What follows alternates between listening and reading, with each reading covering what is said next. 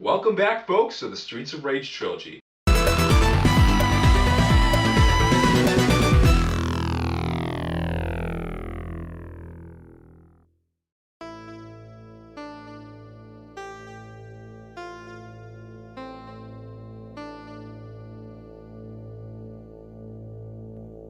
I'm Mixed Paradigm Gamer, and I'm Mistertitanic, and today we'll be looking at Streets of Rage 2. Now this tends to be the fan favorite of the series. Really? Now why is that? Stick with us and find out. Yeah. It's been a year since the Syndicate's defeated the hands of Axel Stone, Adam Hunter, and Blaze Fielding. After finally ridding the streets of crime, Adam has re-entered the police force, Axel has taken a contract as a bodyguard, and Blaze has taken up dancing. Lazy wench. But crisis strikes as the crime syndicate makes its vicious return to Wood Oak City. Adam has been kidnapped, and the gangs roam the streets in a bid to regain what they've lost. Axel and Blaze pledge to once again take on Mr. X's forces and destroy the syndicate once and for all. So it's pretty much the same thing as the first game? More or less, except this time there's a kidnapping subplot. Oh, at any rate, let's tear those bastards to shreds. So, I see we have two new characters in this game, Max and Skate. What's new about these guys? Max is just a steroid poisoned mountain of muscle. He's got powerful attacks, but he's slower than molasses in the middle of January. His picture in the box art also looks really strange. I personally don't care for the slow movement. Skate, Adam's younger brother, is probably the fastest character in the entire series. By double tapping left or right, he can dash across the screen on his skates. Unfortunately, his attacks are weaker than Mega Man 10's soundtrack, and I didn't even think that was possible. The speed is nice, but when it takes a long time to kill the mooks, it just wrecks the pace for me. So, once again, I'll be Blaze. And I'll be Axel. Stage 1 is just like the first games. A flashy tourist district filled with the same sorts of strange businesses. There's just a place called Dunk. Is it a bar, an arcade? What is it? One thing I really have to give Streets of Rage 2 credit for right off the bat is the improved graphics. The sprites are bigger and more detailed, and the animations are more fluid as well. The colors are also vibrant but easy to look at. I totally agree. And the sound design is also just as top-notch as the last time around, if not even more impressive. A high-quality sound driver, Presumably. Designed by Yuzo Koshiro himself, boosts the instrument quality to the point where it almost sounds as varied and clear as a Super Nintendo soundtrack. The sound effects are also top-notch. Despite the increased instrument quality, I still find that the second game's soundtrack isn't quite as memorable as the first. Still fantastic, but just a hair below the previous Streets of Rage. Just my opinion anyway. I really get a kick out of the intro theme, Go Straight, Dreamer, Underlogic, and Expander. There's a nice level of genre variety this time around, so if the gritty and dark music of the first game didn't quite capture your fancy, you're guaranteed to find something you like here. The core gameplay is mainly the same, with a few extra moves thrown in. Unfortunately, I personally find that the combat and movement speed have been lowered quite a bit. In the first game, you could just mash the attack button and punch non-stop, but this time you have to wait until a punch connects before you can start a combo chain. The characters also seem to walk a lot slower, and because of their larger sprite size, it's easier to get hit. in my opinion, this doesn't make it quite as adrenaline pumping as the first. I don't quite see it. To me, the combat and movement feel relatively the same as the first game. In fact, because of the increased moveset, I find that the combat feels even better. The biggest change is that the special screen nuke from the first game has been replaced with incredibly strong punches and kicks. Unlike the first game, where you were limited to how many times you could use your specials by a counter on the screen, the specials drain your health bit by bit, so you'd be best off using them against bosses or mooks with lots of health. All the enemies have health bars too, so you'll always know how much farther you have left to go. The developers also threw in a few new weapons to play around with in this installment. The baseball bat, the bottle, and the useless pepper bomb are gone, but in their place are the katana and the kunai. While these are pretty much the same as the weapons they took out, cosmetic differences at least makes the sequel feel unique. There are even a few mini-bosses thrown into the mix. The first one's a punk named Jack. I found this weird thing where if you avoid combo chains, you can just keep punching them and there's nothing they can even do about it.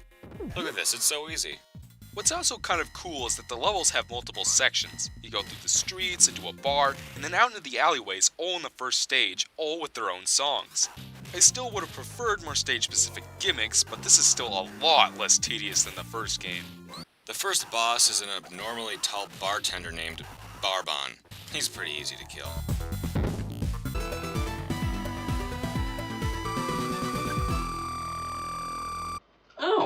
kept in that jungle from the first game. Yeah, it's in all 3 of them. Level 2. Our heroes now traipse across the city skyline, walking on, presumably, the same bridge from the first game. Axel and Blaze find bikers and mooks awaiting them. Not too much to say about this level, Except that you have to jump kick the bikers to kill them. Boss is kind of a pain. He flies around above your head and dive bombs you. The only way to hit him is to use your jump kicks, but in order to do that, you have to be standing exactly parallel to him. Stand slightly above or below and you'll go right through him. I'm glad this boss requires a different strategy than the others, but his hitbox really needed to be refined. well, at least he has a lower health bar than the rest of the bosses. It doesn't take quite as much abuse to take him down. Level 3. Our heroes arrive at the amusement park located at the edge of the harbor. It's fun to watch the mooks wake up and start attacking you. Background also has a lot of detail and bright flashy colors. And oh my god, this music is so good.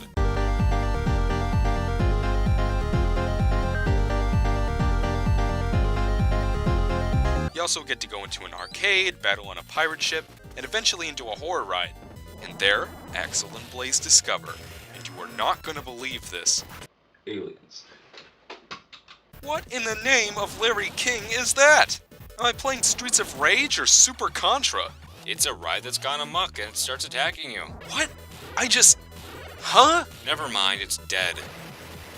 The boss of this stage is some kind of odd reimagination of the Wolverine boss from the first game. He's not too bad on the easier difficulties, but if you try to take this jerk on in hard mode, he'll move around so fast that it's impossible to hit him. This is where I think the lower movement speed in Streets of Rage 2 really starts to bite the player in the ass. I dare say he can be almost as bad as the twins. Anyways, level 4. Axel and Blaze arrive at the outskirts of the park and come upon Sega Stadium. It's like Boo. What? And now I'd like to mention a problem we forgot to talk about in the first game. If the mooks go off screen, you can't hit them, but they can hit you. The only way to coax the bastards back out again is to walk all the way to the left, and then come back and try to hit them. It's not too big a deal, but come on, this is the freaking sequel. So upon reaching the baseball field, the pitcher's mound turns into an elevator and starts going down at a ridiculous speed. Seriously? What's up with all the mooks that are somehow jumping down without taking any damage? Not to mention the amount of G-force that would crush Axel and Blaze when the elevator finally stopped. After reaching the center of the earth, I guess, Axel and Blaze come upon some kind of strange underground arena. The boss is a muscle-bound Hulk named Abadidi. Unlike the other bosses who get stunned during your combos, this guy will just keep doing what he's doing. He also rushes across the screen, much like the barbarians from the first game. Honestly, I think this is a reasonably challenging boss. This is a way to make the game harder without making it cheaper. I disagree. He's a little too overpowered, and it requires more speed from the player than is physically possible. I'd say this is another example where the slower movement speed makes the game unnecessarily harder. Level 5. Somehow, Axel and Blaze have returned from the center of the Earth and gotten onto a ship of some kind. I'm guessing the ship must be headed to an island where the Syndicate's hideout is located. There's not too much to say about it. The boss is some kind of Russian wrestler-looking dude named R-Bear. What does the R stand for? He also has an incredibly distracting sprite. I mean, just look at him. You can't take your eyes off of him the way he tiptoes around. This guy's way too overpowered. If you thought the bosses in the first game were bad, this guy really makes me miss the screen nukes from the first game. Look, you lost an entire continuum on this one guy. He's alright. At least I could hit him, unlike the twins or that jetpack guy. On to stage 6. We're on a beach, and I especially love that wavy ocean effect in the background. The song's also one of my favorite tracks in the game. Eventually you find your way into what looks like the first level of Contra. This is where the game starts to get pretty insane. The biker mooks from level 2 come back in full force. The fat fire-breathing bastages from the first game swarm you, and the electric whip dominatrices never leave you alone. We must be getting close to the Syndicate's base.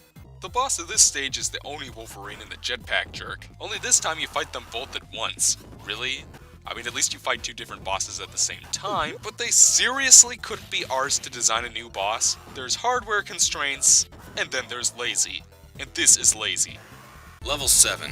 Getting close to the end now. It's another factory level. We can see some parts in the background, but just what the hell are they making here?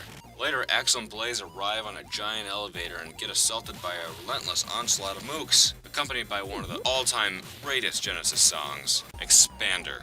I dare anyone to say that the Genesis gritty sound font can't sound good after hearing this track.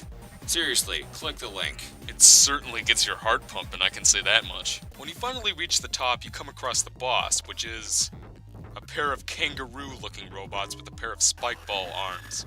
I guess we found out what the factory was for. They're pretty simple to take down, and the sound effect that plays when they hit you is strangely crisp for a 16-bit video game.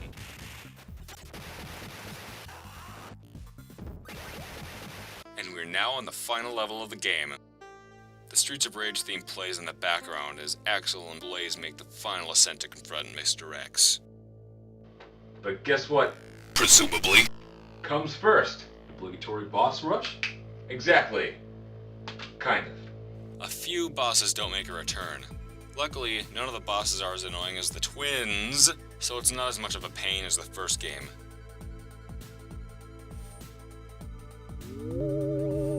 What the hell? Did the scoreboard just go through Mr. X? Shh! You didn't see anything. Upon reaching the top, Mr. X unleashes his protege, Shiva. This boss takes a lot of abuse to take down, is really fast, and can grab you and shave your health down to 0 faster than you can say anti-disestablishmentarianism. But he goes down eventually, and Mr. X joins the fray. One of the weirdest things about Mr. X is, just look at him. Look how defined and crisp his outline is. And I swear, his animations have twice the amount of frames as any of the other characters in the rest of the game. The fight is relatively similar to the one in the first game, though he's not quite as cheap as last time.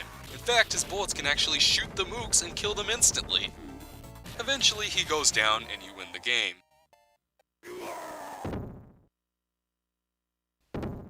Unfortunately, there's only one ending this time around, but it's so satisfying that I don't really care.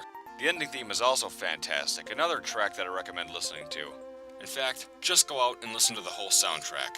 Axel, Blaze, and the gang reunite with Adam as Mr. X's crippled body slams to the floor and his mooks scatter like flies from a rotten carcass. And that, my friends, was Streets of Rage 2.